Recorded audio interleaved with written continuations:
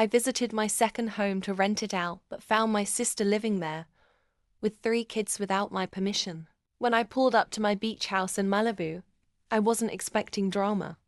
I was expecting ocean air, polished floors, and a property tour with my rental agent.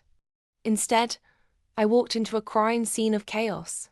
Clothes everywhere, crayon marks on the white walls, and the unmistakable scent of peanut butter and poor decisions. Then she appeared, my sister, Grace, holding a wine glass like she owned the place. "Oh, look who finally showed up," she smirked. "Mom and Dad said I could take over. So, welcome to my home." I blinked, forcing a calm smile. "Your home?" She shrugged. "You were never even using it. I moved in with the kids. If you have a problem, call the police." Her laughter echoed as I turned around and quietly walked out. But see, that's the thing about me. I don't shout.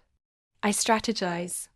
That night, while Grace was busy bragging on Instagram about her new home, I sent one email to my lawyer. The next morning, I filed an official short-term rental listing for the property. Under her nose. Within days, the place was booked solid. Not by families, oh no. By rock bands, college parties, and film crews who loved a little chaos. Grace had no idea I'd rerouted all her mail to my city address, and she certainly didn't notice the fine print. I slipped under her door. All tenants must vacate within 24 hours upon notice of ownership transfer. By week 2, the house was a war zone. Drums pounding at midnight, film lights blazing through the windows, strangers everywhere. Grace's kids couldn't sleep. She called me, voice cracking. "Make it stop, please. They won't leave." "Oh," I said sweetly. "But you're the owner, right?" The next morning, I arrived, this time with the real owner documents, the rental company, and a sheriff. Turns out, her little permission from Mom and Dad meant nothing in the eyes of California law.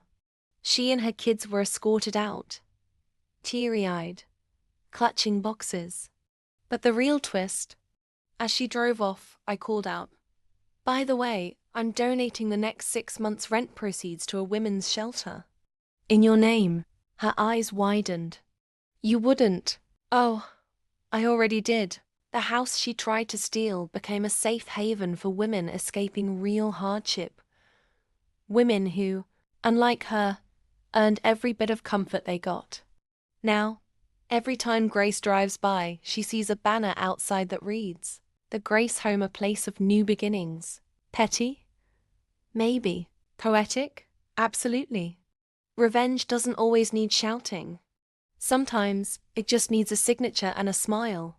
Moral of the story: never underestimate the quiet ones. They don't clap back, they sign papers. If you love this story of sweet, calculated revenge, make sure to subscribe to my channel for more stories that prove karma always keeps the receipts.